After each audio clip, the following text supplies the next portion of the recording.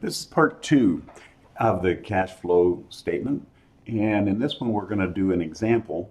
It's called Carrera Corporation. And we're going to talk about the facts in this example, and then we're going to go through the investing and financing activities and record those in the cash flow statement. So let's get started. This is the income statement for Carrera Corporation. It's for the year ended December 31 of year two. And you can see that we have sales minus cost of goods sold, gross profit of $432,000. We have depreciation expense, amortization expense on the patents, and we have a loss on the sale of land for $92,000. All of these items reduce net income before taxes to $44,000, income tax is $16,000, and net income is $28,000. We also have a balance sheet. At the end of year one, cash was $120,000. At the end of year two, it was $102,000. And we see the changes in all of the other assets here, and liabilities and stockholders' equity here.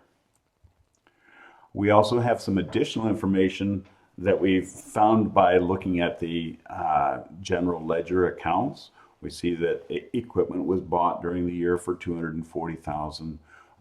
We paid dividends of $94,000, and we had land that had a book value of $192,000 that was sold during the year. And our requirement is to prepare a statement of cash flows in good form for year two. We're going to start with the indirect method and then end up with the direct method in sections 3 and 4.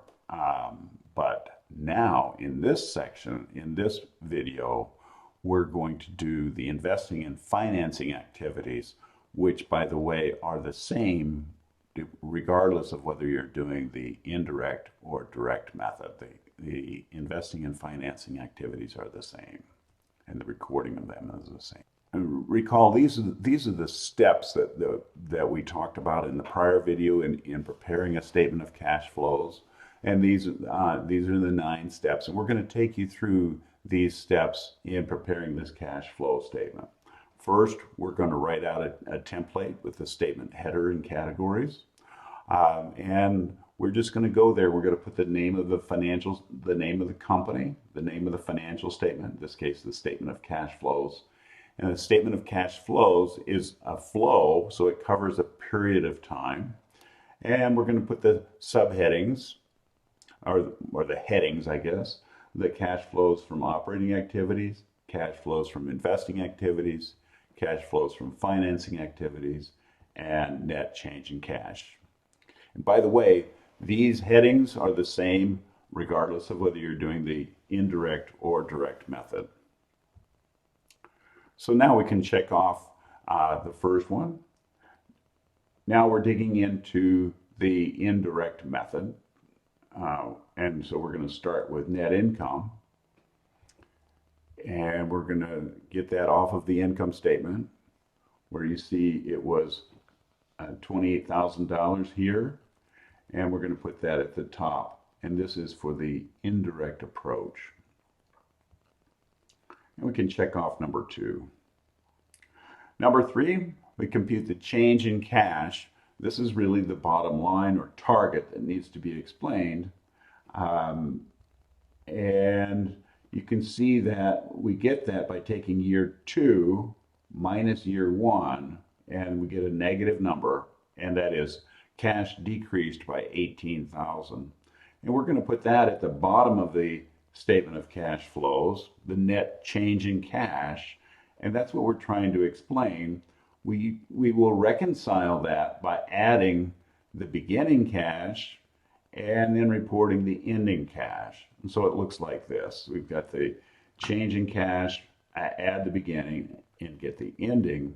And then we're going to go back here to our steps, and we're going to check off number 3, compute the change in cash.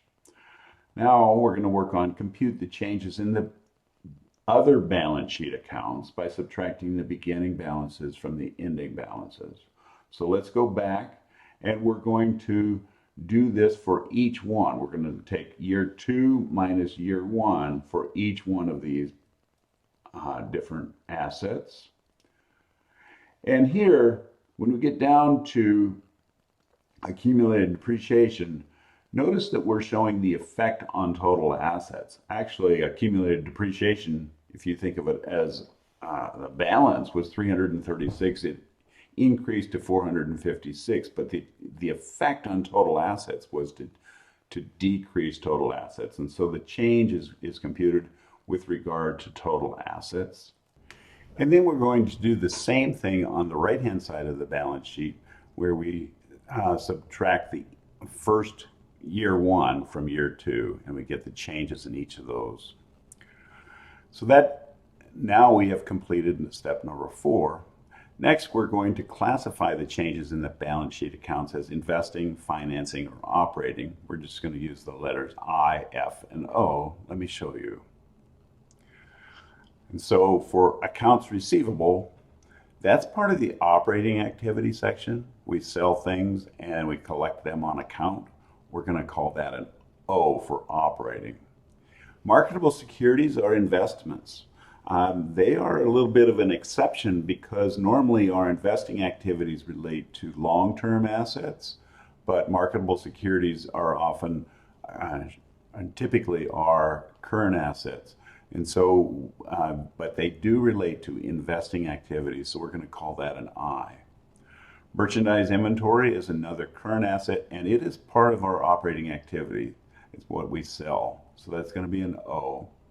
Property, plant, and equipment, those are our long-term investments. We're going to call that an I for investing. Accumulated depreciation.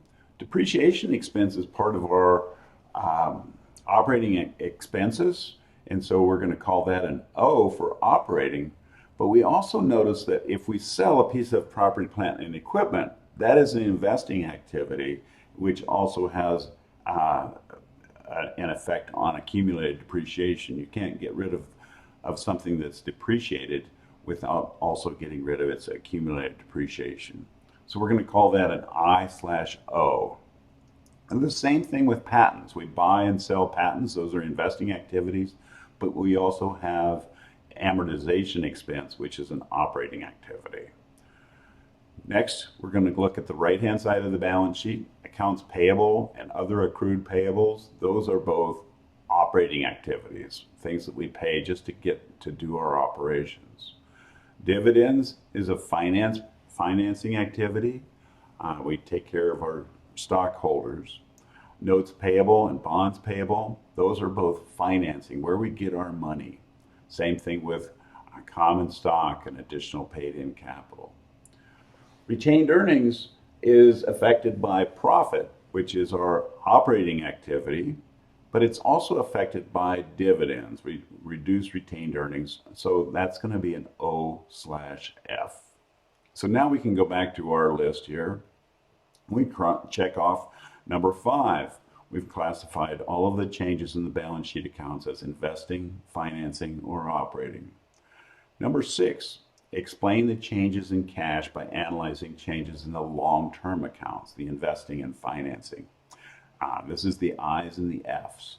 So now we're going to focus on the I. And the first I is marketable securities. And that's the increase for 48,000 there. And so we're going to go and we're going to create T accounts.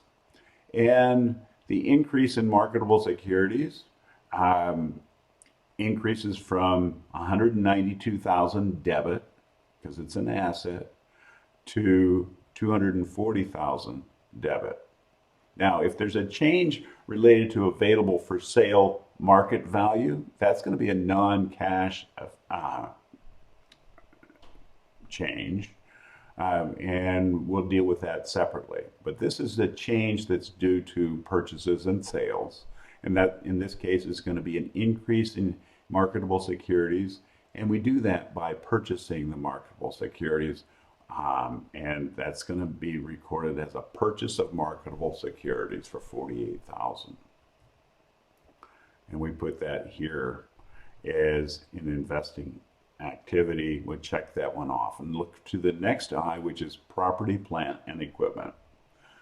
And we're going to focus on that now. And we need to look at that additional data that was given to us. We found that by looking at the general ledger account. We see that during the year, equipment was purchased for $240,000. And we're going to put that in our property, plant, and equipment. We're going to look at the balance from the balance sheet, $480,000. The ending balance was $528,000. And we see that from that additional data, that we bought $240,000 worth of equipment. So now our balance is up to $720,000. That purchase of equipment is with cash, a credit to cash for $240,000. So now we're going to take that and we'll put that in the investing activities section right here. A decrease in cash for $240,000. And now we can check off that part. Next, we're going to look at this land with a book value of, $192,000 was sold. And we're going to focus on that, and we're also going to look on the income statement, and we see that we had a loss on the sale of land for $92,000. So now let's record this. We sold $192,000 of land. That reduces our property, plant, and equipment. And notice that we get down a credit from $720,000 down to $528,000 with that credit of $192,000. And we have this loss on sale of land, and that is treated like an expense that has a negative effect on stockholders' equity. So it has a debit because stockholders' equity is increased with credits and decreased with debits. We have that loss on sale of land. So we deduce that if we had a piece of property, a land that cost $192,000 and we lost $92,000, well, we got $100,000 in cash. And let's record this $100,000 as a proceeds from sale of land in the investing activity section. Now we can go back and check off that part of it. But notice that that's not all of the change in property, plant, and equipment. That's only 100 of this 192. We've already taken care of the 240, but we haven't taken care of all of this change in property, plant, and equipment. If you were to add up after we get done with all of this, you would find that you're off by 92,000. So you need to also consider this other 92,000 loss on sale of land. That did not affect cash, right? Because we only got 100,000. But it did affect net income. It reduced net income, but it didn't have any effect on operating activities. In fact, we showed the full effect in investing activities with the 100,000 right here. And so what we need to do is add that 92,000 back because, number one, it had no cash effect, and number two, it had nothing to do with operating activities. It was an investing activity. And so it was a loss that decreased net income. It had nothing to do with operations, yet it decreased net income. And so we need to take it out of an operating activity by adding it back. It reduced net income, but had nothing to do with operating activities. So now we can say, oh, we've taken care of both the 92 here and the 100 here. So now we can check off this part. That allows us to check that off, and we have accounted for all of the changes in property, plant, and equipment. So we can now go back over here and say, all right, now we can check off property, plant, and equipment. Now let's take a look at accumulated depreciation. Accumulated depreciation is related to this depreciation expense that on this income statement shows up right here. In many income statements, it will not show up as a separate line, but I showed it here It may often be in selling, general and administrative. It could also be in, likely is in cost of goods sold if you have a manufacturing company. Depreciation expense is recorded like this. Accumulated depreciation, we had a credit 120,000 and a debit to depreciation expense 120,000. Notice that there's no cash here, and as a result, what we need to do is take that out. And remember, we're adjusting net income for things that didn't affect cash. So we're going to add non-cash depreciation expense. And so now we can come back and we can check off accumulated depreciation. Similarly, we have patents, and patents started out in that, we have also the patent amortization expense for 24,000 here. And so let's record that. Patent started out at 139.2, ended up at 115.2. We have a credit to make that work of 24,000. And we know from looking at the income statement that that is amortization expense, which also is a non-cash expense. We'll put it right here as a positive 24,000. Now, let's go on to the right-hand side of the balance sheet and look at the long-term things on the right-hand side, the F's that we have there. The first one is dividends payable. It didn't change, but if it did, it would be related to financing activities. We have notes payable, and that started out at 336 and ended up at 168. So we can take a look at that T account, and that is we paid down half of the note payable by paying out cash. And so we're going to record that in the financing activity as a payment of notes payable. Check off that one. Bonds payable started out at 240 and increased to 480, and so we're going to record that next. Bonds payable, debit, a credit for 240, it's on the right-hand side of the balance sheet, and a credit ending balance for 480. And we increased that by 240 by issuing bonds, and we got $240,000 in cash. And so that's going to show up in the financing activity section as proceeds from issuing bonds, a positive effect on cash. Check off that one. There was no change in common stock or additional paid-in capital, but those would be financing activities if they did change. Now let's look at retained earnings. And we're going to take a look at that beginning balance, and retained earnings was 139. The ending balance was 73.2. There are two types of transactions that typically affect retained earnings. One is the current year earnings, and that comes off of the income statement, and that's where we close all of the temporary revenues and expenses, and we typically use an income summary account for doing that, and we debit that income summary and credit retained earnings, and that has already been shown up in the 28,000 that we put at the top of the statement of cash flows. Right here, the 28,000. And so we can check off that part because it's already included in the statement of cash flows. Now we see that after the profits, we now have retained earnings of 167.2.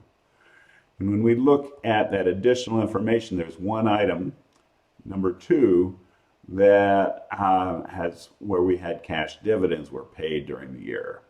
And so we can put that as a debit to retained earnings because dividends come out of retained earnings, and a credit to cash for 94,000. And so that's going to be in the financing activities a payment of dividends of 94,000. And so we can check off that 94,000, and